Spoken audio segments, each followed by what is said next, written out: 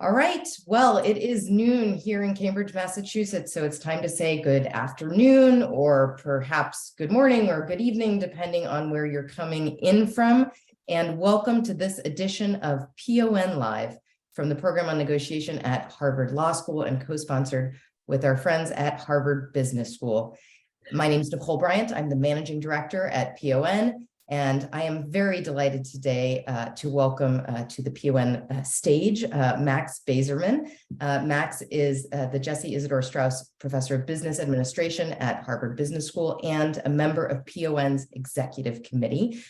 He's also one of the MVPs of PON Live, I think for the second year in a row. So I think I counted correctly, and he's been on 3 prior events this year as either a co-host or a featured speaker.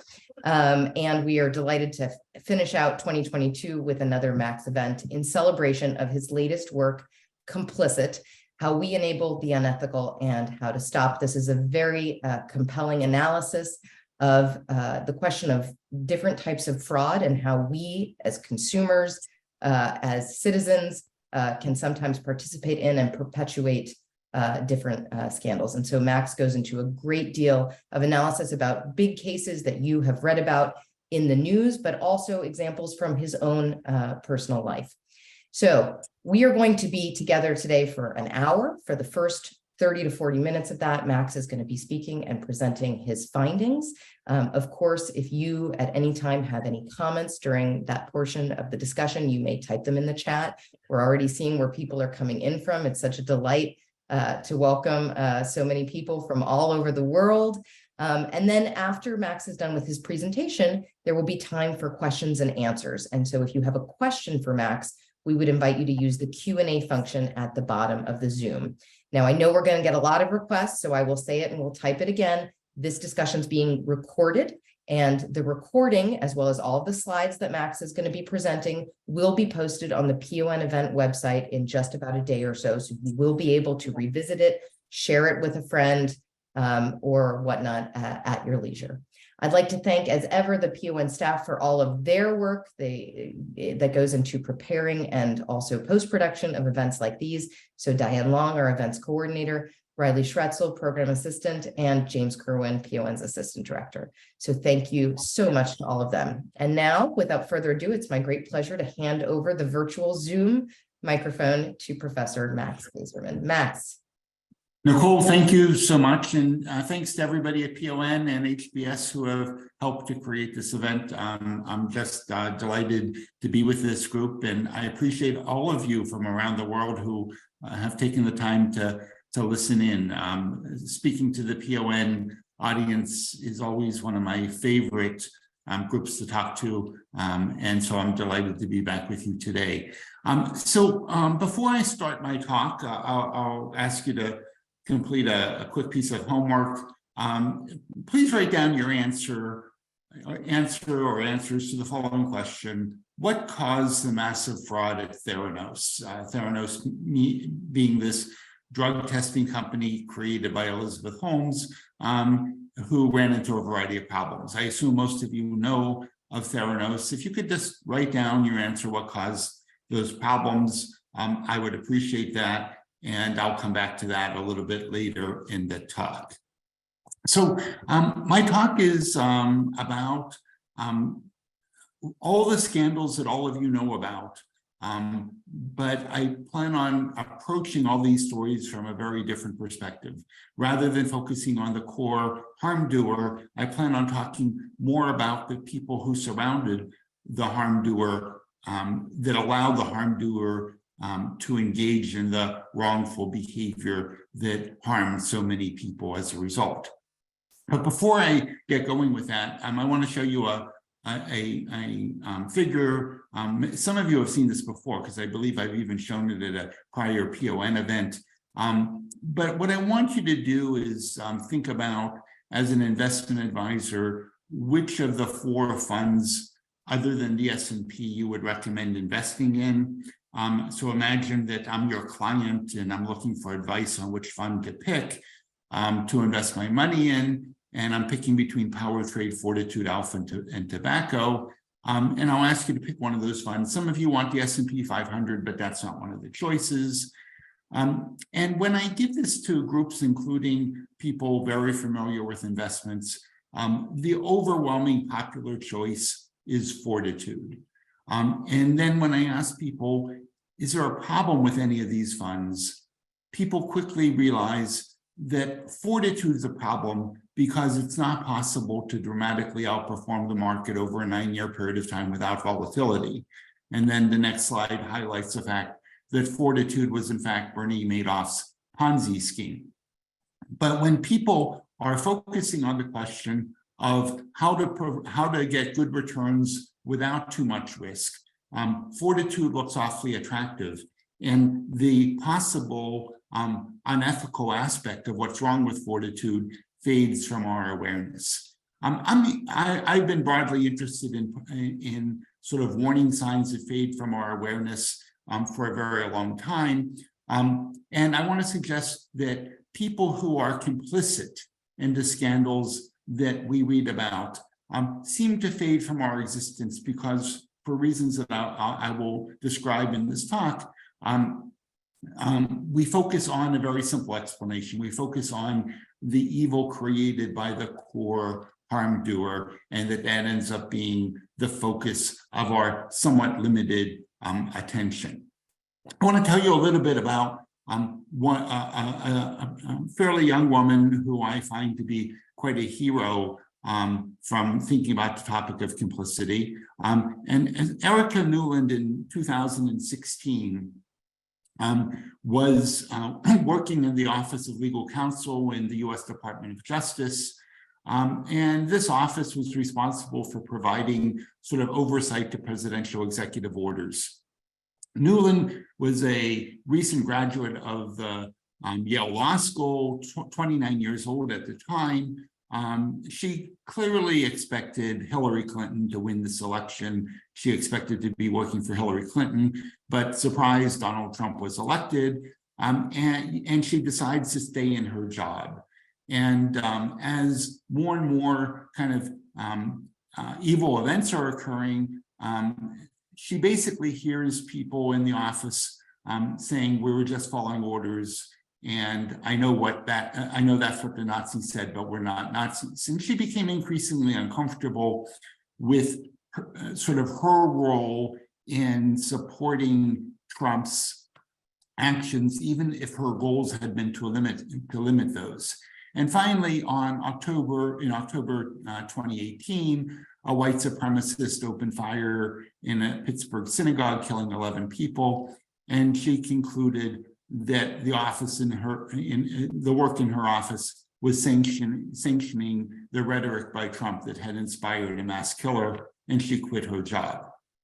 And I find it useful to consider her own words in describing what had happened.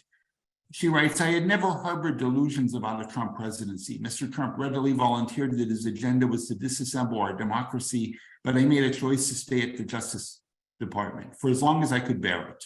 I believe that I could better serve our country by pushing back from within than by keeping my hands clean. No matter our intentions, we were complicit. We collectively perpetuated an anti-democratic leader by conforming to his assault on reality. We may never have been victims of the system, but we were also its instruments. No matter how much any one of us pushed back from within, we did so as members of a professional class of government lawyers who enabled an assault on our democracy, an assault that nearly ended it.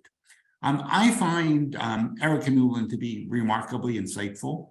This is clearly a person who served in the government to create collective good, and yet she sort of describes her own behavior as complicit. And when I think about her recognition of her complicity, I think that if she's complicit, certainly I've been complicit, and I'll talk about that in other instances. And I think many of us should reflect on our own complicity as well. Now, to put my talk into perspective, I've been working in the field of behavioral ethics for the last couple of decades. And the way, from my perspective, the field of behavioral ethics developed is one that largely developed after the collapse of Enron 20 years ago, where the broader world kind of looked at business schools and said, you've trained many of these people who have created harm. What are you going to do about it? And the truth is that the academic community had very little idea about how to stop the next Adolf Hitler or Elizabeth Holmes or Bernie Madoff or Harvey Weinstein from emerging.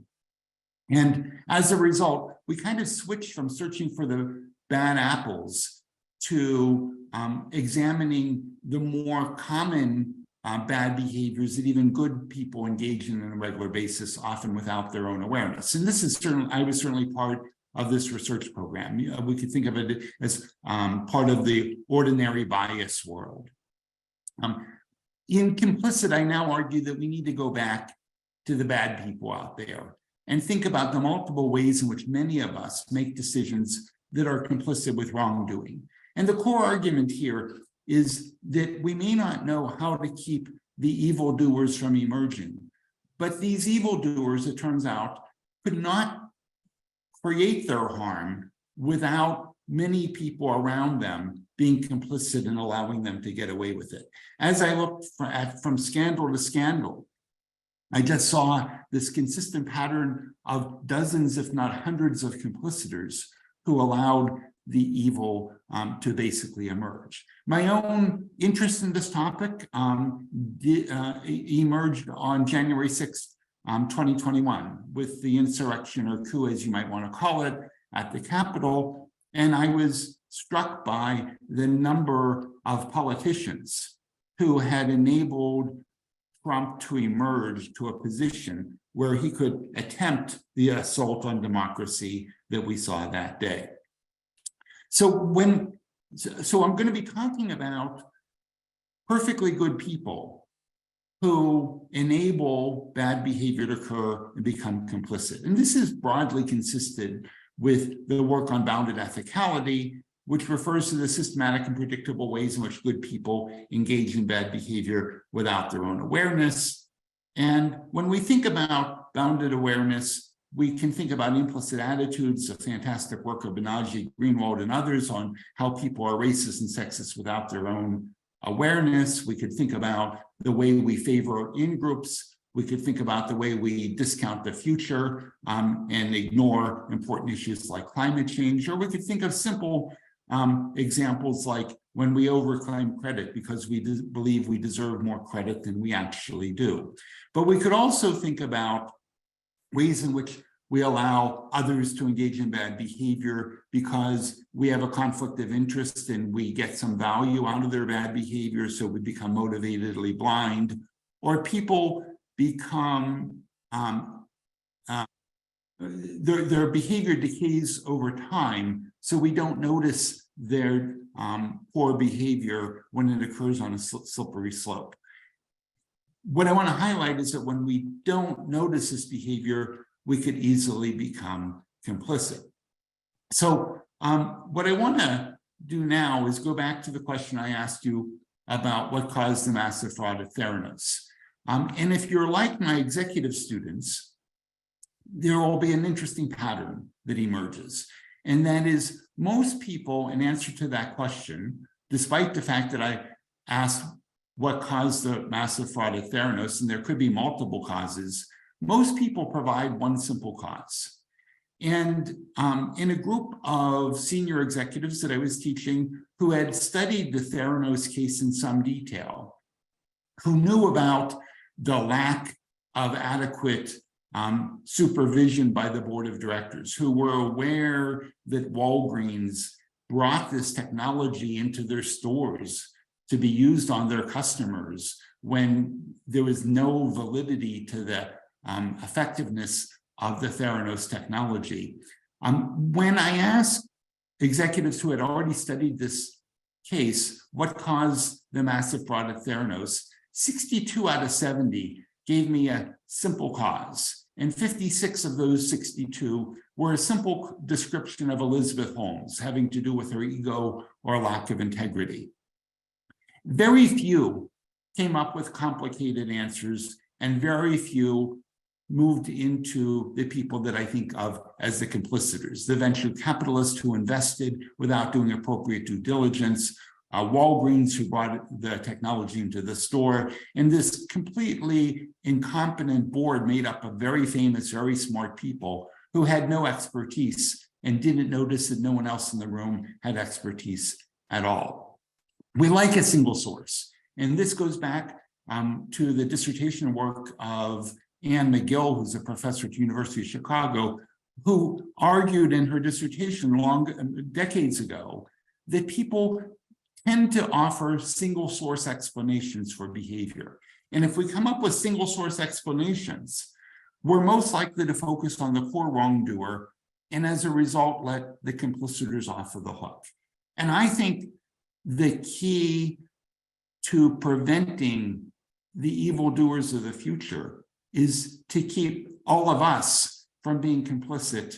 And if we aren't complicit, they won't be able to get away with the harm that they've created. Okay, so I want to spend most of the rest of my time talking to you about the economics and psychology of complicity. And my book, Complicit, focuses on 7 different profiles of complicity. In fact, an earlier working title of the book was Profiles in Complicity, and it was simplified to the term complicit. And I kind of want to go through these 7 profiles, and I'm predicting that the nice people who show up at Program on Negotiation talks are not going to identify themselves with 1 and 2.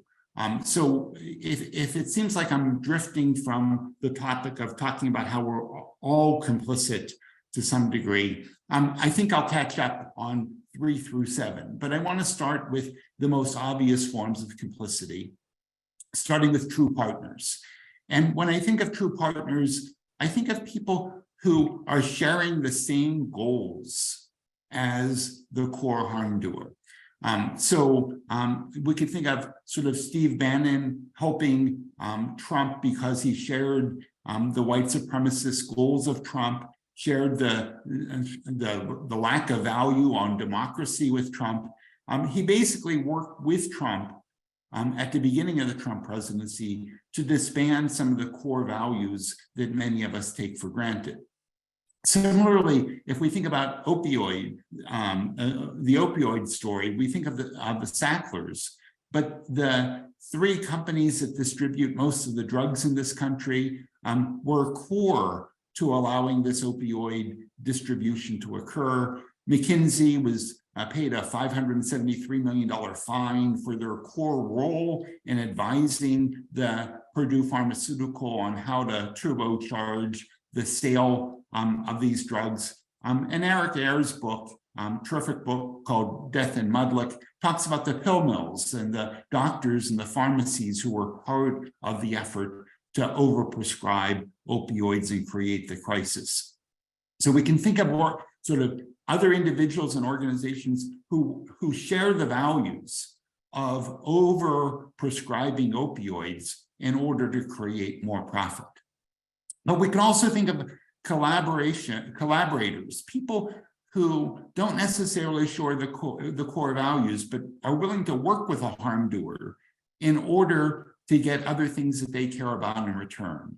And for me, part of the striking aspect of the insurrection on January 6, 2021 is the degree to which other senior Republican members of Congress, people like McConnell and Lindsey Graham, sort of went along with Trump for so long, enabling him to be in a position to allow the terrible events of January 6, 2021. But we could also think about venture capitalists who don't do appropriate due diligence and allow some bad events to occur.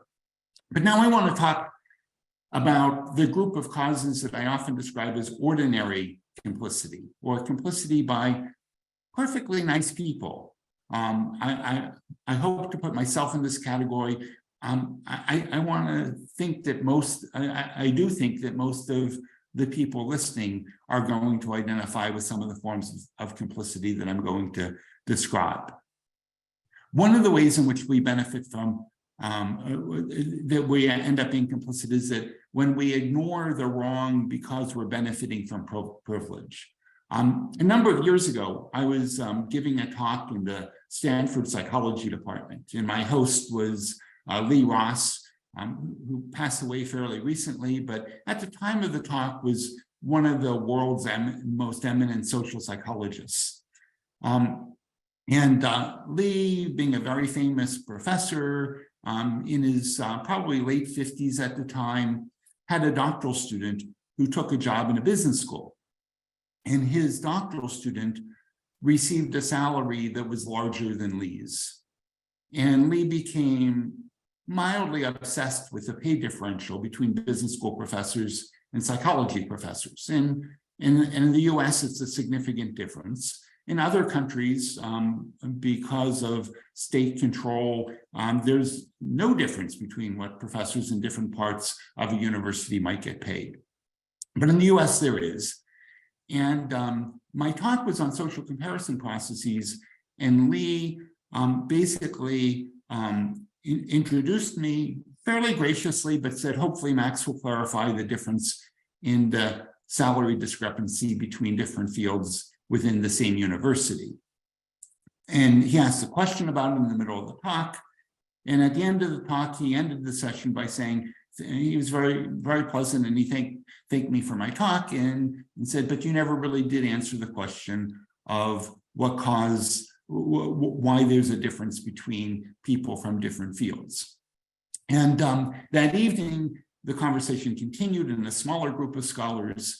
And eventually we published a paper in the Journal of Personality and Social Psychology, along with Tina Diekman and Steve Samuels.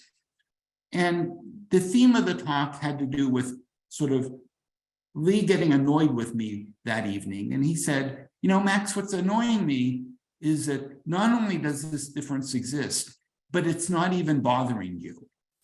And he made the observation, which became the topic of our academic paper, that when people benefit from their position, they often don't even see the possibility for others to feel inequitably treated.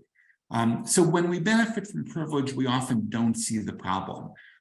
There's an NPR miniseries, Nice White People, that looks at sort of nice liberal parents and how they could dysfunctionally distort the educational system of a school, not out of ill intent, but because they were benefiting from the development of changes in the school that basically worked toward the advantage of the children of white wealthy people. Sometimes our ordinary complicity is a result of believing in a false prophet.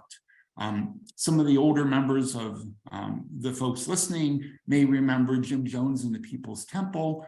Jim Jones was a cult leader who eventually had his members drink, quote unquote, the Kool-Aid. In fact, it was Flavor Aid, so Kool-Aid thought it got a bum rap, committing suicide in the process. So people basically put this false belief in this cult leader, Jim Jones. I think too often there are people in corporations who hear phrases like, we're in a new paradigm, the old rules don't apply, and you need to put faith in the leader, whether it's Elizabeth Holmes or Adam Newman or Elon Musk, for that matter. And I don't think that any corporate leader should ask us to suppress our deliberation and simply go as a matter of faith. I think that in for-profit organizations, we should want people to deliberate rather than simply believing in an individual as a matter of faith. We also can become complicit when we defer to authority and loyalty.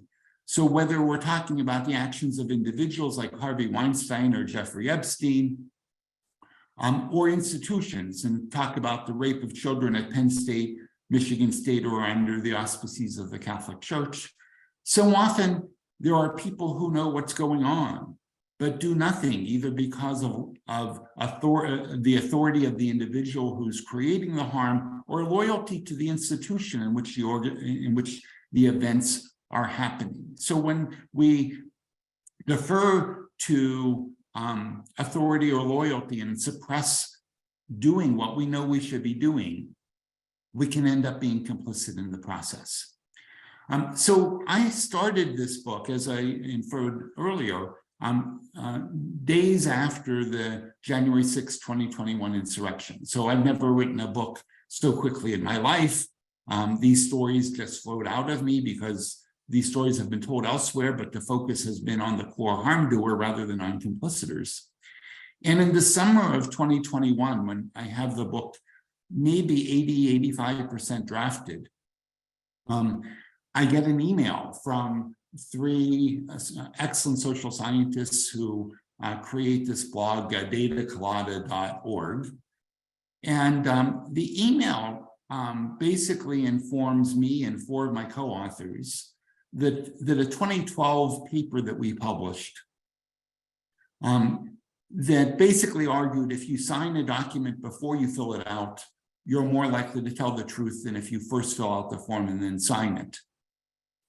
The Data Colada authors basically are informing the 5 of us that they will soon be posting a blog clarifying that the data in our paper that had received a fair amount of attention, but the blog was going to clarify that our data was fraudulent. And sort of I was surprised to receive this, but as I read it, I became very convinced that, in fact, the data was fraudulent. So my name was a 5th author on a paper where, in fact, I believe data had been made up. And in chapter 7 of Complicit, I go into this in some detail. But I want to highlight the core observation from this experience, because chapter 7 was not drafted at the point that I received this email about the Data Colada post in the summer of 2021. Sort of, how did my name end up on a paper with fraudulent data? And I think the simple answer is I trusted others to provide me with accurate data. And as I become an older and more senior professor, I trust lots of junior colleagues who are better at lots of tasks than I am to do lots of different things. But in the creation of this paper, there were times when I asked pretty critical questions, but I got answers, and I think I wanted to believe the answers. And rather than having a critical mindset, rather than digging in and looking at the data, my trust in others allowed me to become complicit in allowing this kind of this data fraud episode to emerge. And it's something that I deeply regret. And I think that academics need to look at our systems of co-authorship and what responsibility we all need to play in making sure that we have a high integrity academic process. And finally, I'm going to mention sort of accepting unethical systems. So often there isn't a highly unethical person engaged in behavior, but the behavior is a result of accepting unethical systems. So one of the topics that I've studied for a couple of decades is what I consider to be the failure of the auditor independent system in this country. So in the United States, in all developed economies, we require companies to be independently audited so other people can trust the published books of the firm. And I'll use the US example, but again, it applies to all developed economies. In the US, we allow audit firms to be hired by the company that they're going to be auditing. And we allow companies who don't like their auditor to fire their auditor. We also allow auditors to sell their clients consulting services that are often more profitable than the audit itself. And we allow auditors who are auditing a client to at some point quit their job and take a job with the firm that they're auditing. And I would argue that when you have all these systems in place that we allow to exist, auditors are no longer capable of being independent. If I ask the parents on the call, how smart is your child? I assume that many of you would have very positive answers to that question, but I would now ask you to think about, if you heard a parent tell you how smart the child is, how credible are they as an objective source? And I want to suggest that they're not all that credible, not because they're bad people, but because it's fairly normal to want to see our children in a more positive light. When we have a vested stake in seeing the world in a way we prefer, we're no longer capable of the objectivity that should exist within the auditor independent system. And we could easily fix this. We could have auditors only audit, not provide consulting services. We could have auditors work on fixed non-renewable contracts. And we could also have auditors be prohibited from taking jobs with the firms that they're auditing. So this is not rocket science to figure out how would we have a truly credible audit system, but we simply accept too many unethical systems along the way, often driven by lobbying efforts of the firms who benefit most. In the audit story, by the 4 largest accounting firms that dominate the auditing scene for the Fortune 500 corporations. But we also allow doctors to receive direct and indirect payments from pharmaceuticals. And we know that this biases what prescriptions they offer their patients. So it's a little bit scary to think that your very nice doctor who you trust doesn't pick the best medicine for you, but is biased toward the firm that has provided them with some direct or indirect payments along the way. So this gives you some sense of how many of us can become complicit. And again, I'll emphasize that while the items for number 1 and 2 seem pretty distant, my guess is that many of us can identify with some of the other profiles of complicity that I've offered. I want to close by highlighting that I don't expect myself or any of you to completely avoid complicity in the future. There are so many ways in which we could accidentally enable the bad behavior of others. But I think that many of us have been complicit, I know I have, in situations where with more deliberation, with more clarity of thought, I think I could have done better. I could have contributed to reducing the likelihood that harm would have been created in the institutions that surrounded me.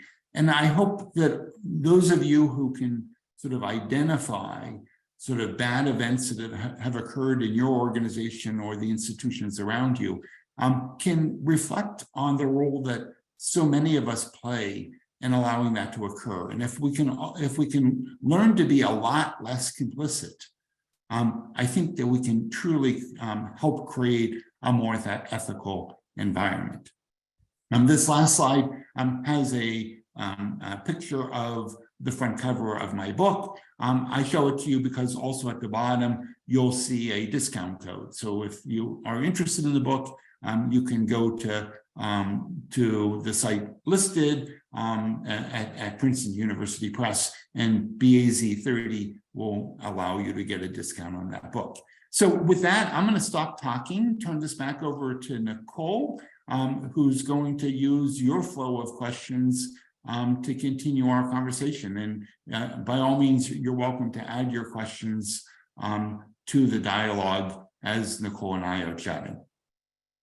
Absolutely. Thank you so much, Max, for that presentation. And thank you to everyone who's already started to ask questions in the Q&A function. I know there are others that are going to come in. So really looking forward to this occasion to engage with Max on these various questions that we have. So we're going to start with a question about the link between this work and a previous work of yours, Max, blind spots. So is there anything that you would add to your, is this work in some way, you know, an addition in light of what happened in the Trump administration? Is there anything that you would add or change to the idea of blind spots based on your more recent research? Wow, thanks for allowing me to promote all of my work. So they're certainly related, but complicit is very different. So in fact, I've written 3 books that I would say are in the world of behavioral ethics. The first was blind spots with my excellent colleague Ann Tenbrunsel from Notre Dame. And I would describe blind spots, if I reduced it to kind of one slide, it would be that bounded ethicality slide earlier in the top. So blind spots describes the systematic and predictable ways in which good people engage in bad behavior without their intention to do so. In 2020, I wrote a book called Better Not Perfect. And Better Not Perfect was a dramatic shift from describing the way we are to prescribing how we could be better, even if we couldn't become perfect.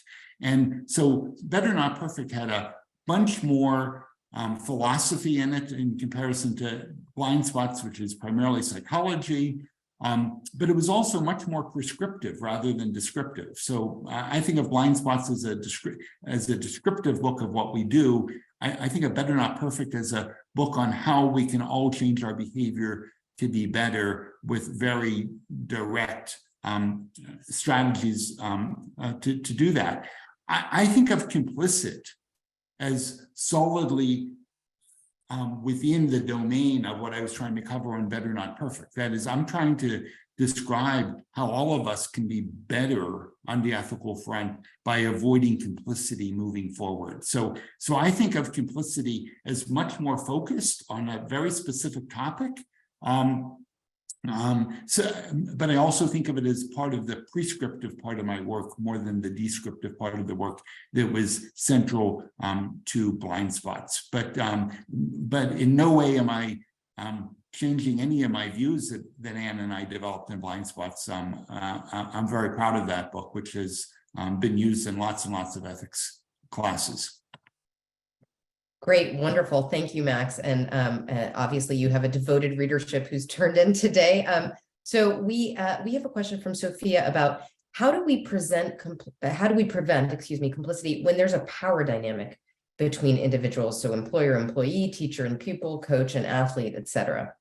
Sure. So I really appreciate being provided this hour to talk to everybody about my ideas. But in this kind of talk, you can't cover things in as much detail as you like. And I would highlight that the whole back part of Complicit is about what to do. Sort of how can you become more effective in being kind of less complicit. And there are a variety of strategies out there. And I think that part of the job of leaders is to create an environment in which people are more comfortable coming forward and stopping the harm doer from their bad behavior. But let me give you a few answers. One, be excellent in your job. The more excellent you are, the more power you have to speak up. Okay, if the organization needs you, then all of a sudden you have more authority to speak up when something's wrong. Another strategy is think about who might be with you.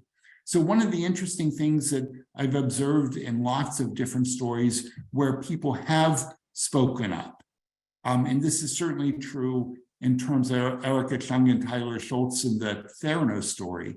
But people often speak up after they talk to a peer who is aware of the same wrongdoing that they're aware of. It's a much easier time to speak up to the extent that you're not concerned that it's only in your own mind or you're wrong, but that it's something that other people recognize as well. So identifying how to have partners. And I think organizations can help us have partners. So I'm intrigued by these systems that are becoming popular within universities where people who have been sexually assaulted can report the assault to a website and no human will look at it until the same alleged assaulter is reported by another individual as well. So when the person who was assaulted is coming forward, he or she doesn't have to worry about coming forward alone with a he said, she said, because it'll be he said,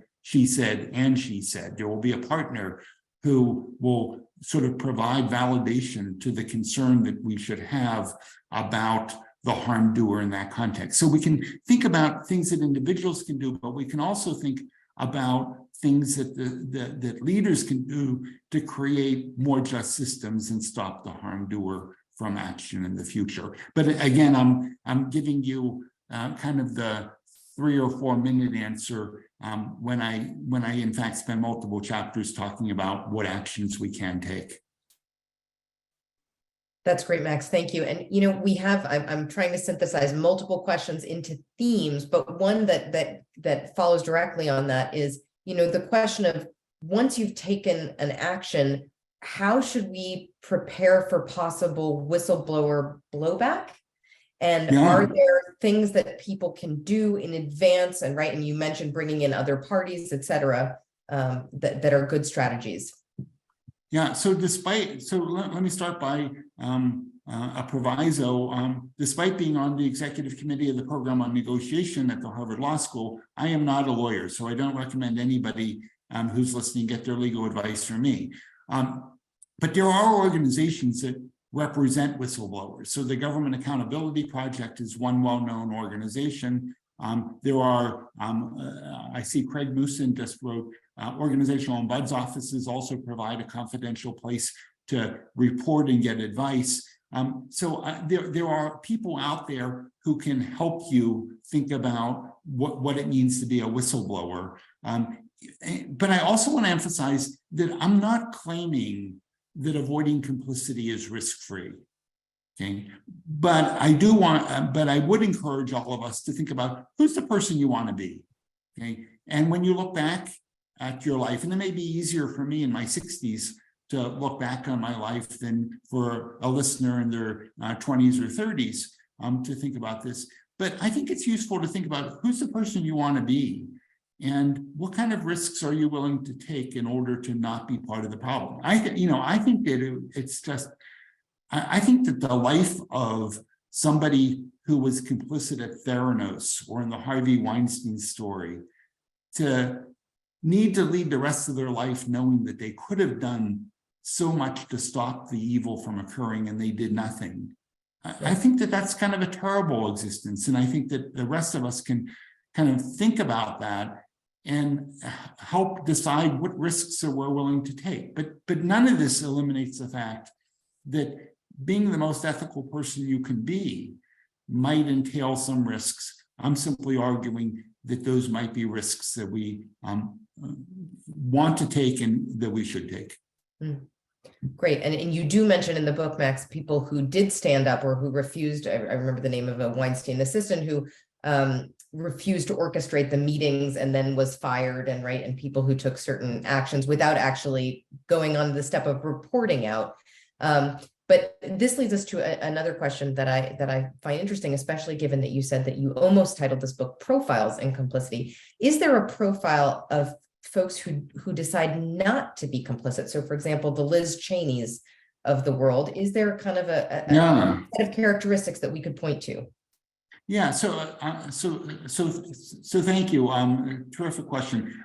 So I talk about Mitt Romney in the book, and Liz Cheney's bold actions are more recent, and I'm not politically consistent with either of them generally, but I think that we should observe that they acted in a highly in a way with very high integrity, putting their own careers at risk in order to do the right thing. And I don't see Liz Cheney regretting her actions at all. I mean, she's lost her position in Congress, but I think that she has an important place in history as a result of her actions. And do I think that we can sort of administer paper and pencil tests to identify personality types who are going to come forward? I don't think that we can. I don't think that we have that skill level of predicting that kind of behavior. I think that it's more useful to think about what are the social support systems that we can create, particularly that leaders can create, that make it more comfortable for people to come forward when something is wrong. One of my consulting clients, who won't allow me to name them, has an internal video of 4 senior vice presidents, each of whom tells a 15-minute story of the time they went over their boss's head because their boss was doing something wrong. And the theme of this video is we have a sort of set of principles in this organization. Principles come first, not what your boss tells you. And by showing this video and showing that these 4 people have succeeded dramatically in the firm,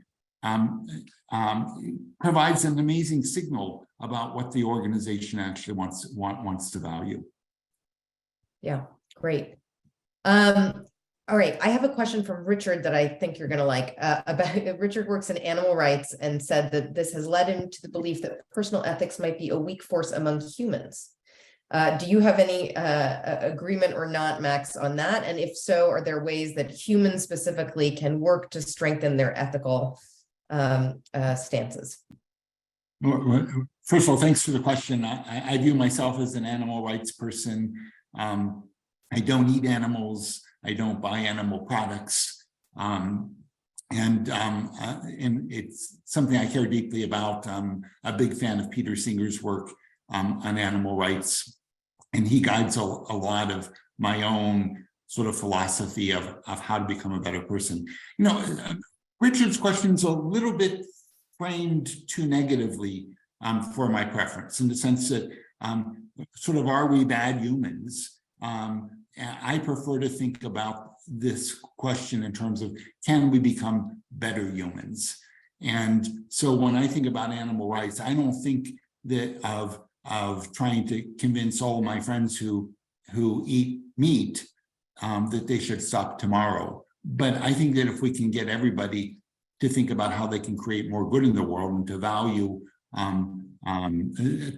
animals other than humans, I think that that's kind of moving in the right direction. So I would think that sort of most of my writing, Blind Spots, Better Not Perfect, and Complicit, is about how to improve humanity rather than to evaluate it as in a specifically negative way. Would I like us to be better? Absolutely. But I don't want anyone looking at each of my behaviors and telling me how I'm a deficient human being because I engage in a particular behavior that is far from perfect. But I'm perfectly happy for people to give me good advice on how I can do more good in the world. And that's what I try to provide my readers.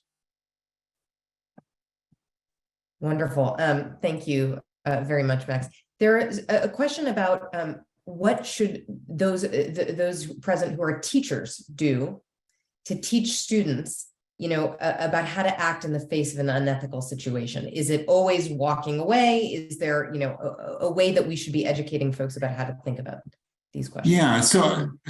So again, I think that that's a topic for multiple books rather than a 3-minute answer. But I'll do my best. I think that what teachers can do is to help their students. One, think more strongly, more clearly about the person that they want to be.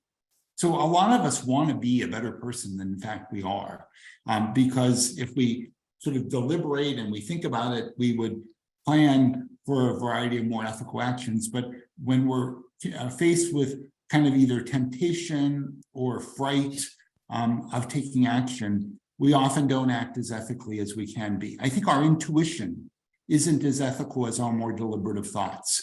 So I think that if we can think about who is the person that we want to be, and we can also deliberate more, we're more likely to engage in more ethical action. Many of the folks listening in know the important work on the distinction between System 1 and System 2 thinking in the behavioral economics literature.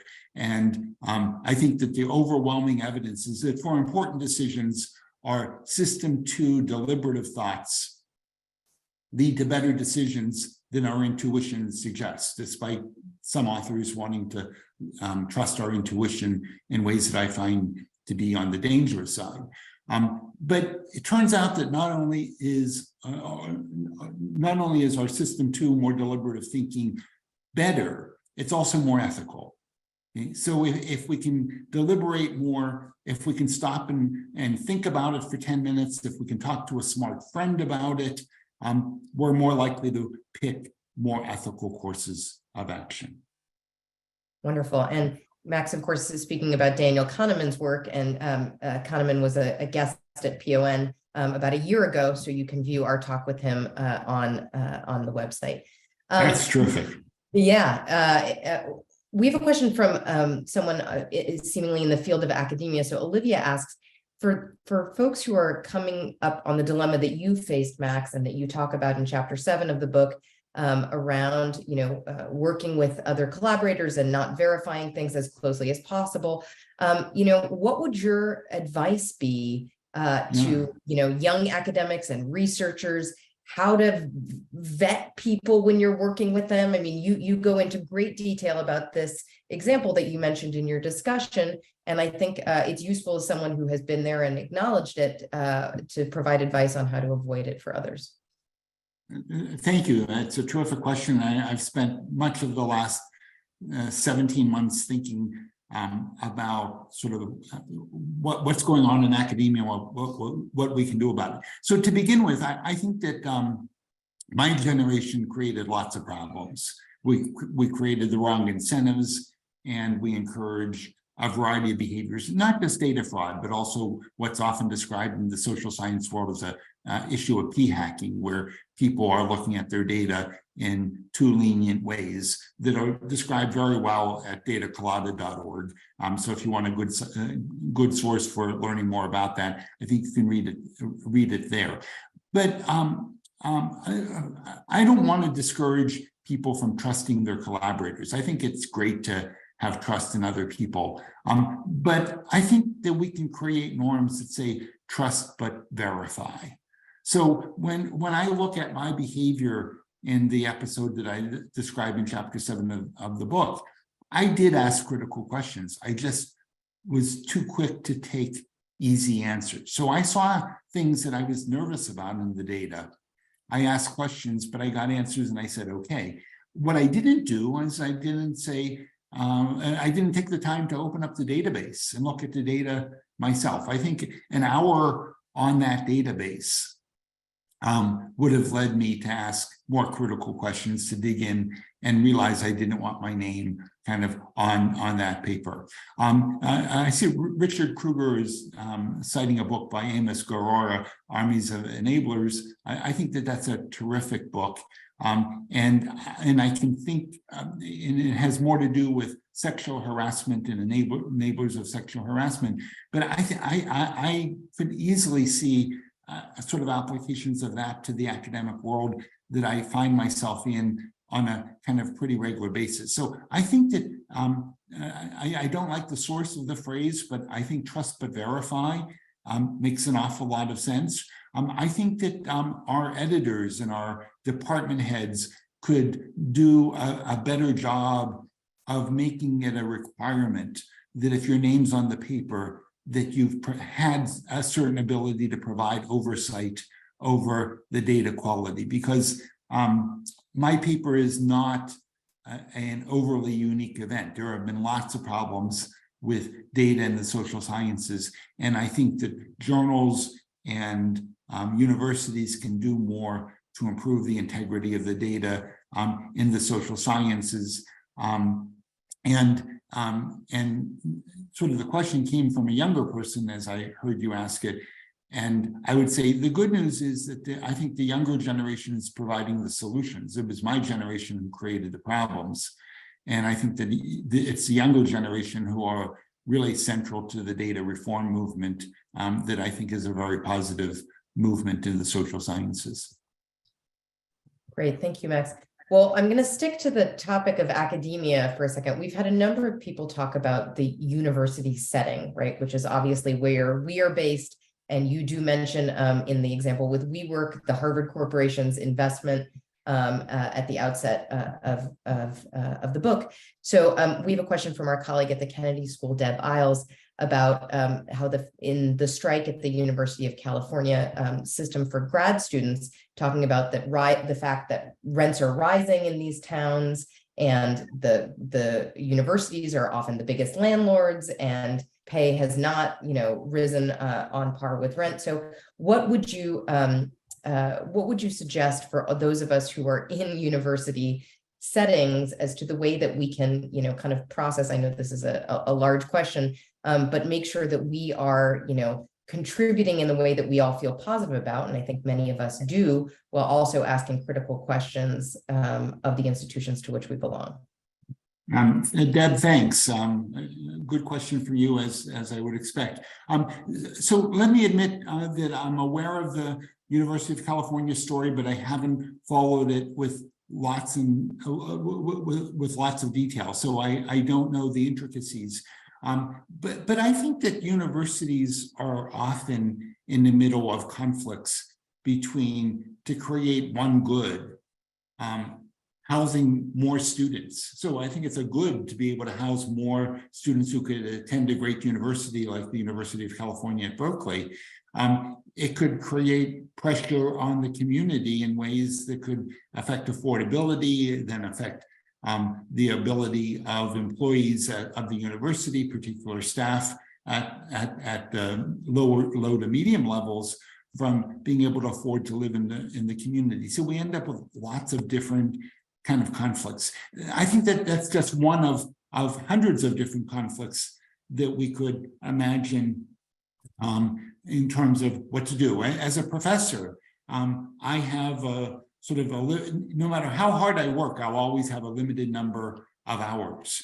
And there's lots of different ways I could use it. And I could use it, I could work to be a better teacher, but then I have less time for research and less time to advise doctoral students. And if I'm spend all my time at a university, do I become a worse family member or a citizen of the community? So we have lots of different conflicts. For me, I'm kind of motivated. I mentioned earlier Peter Singer's writing, who's the most famous utilitarian philosopher of our time, where Peter Singer focuses on how do you create the most good possible.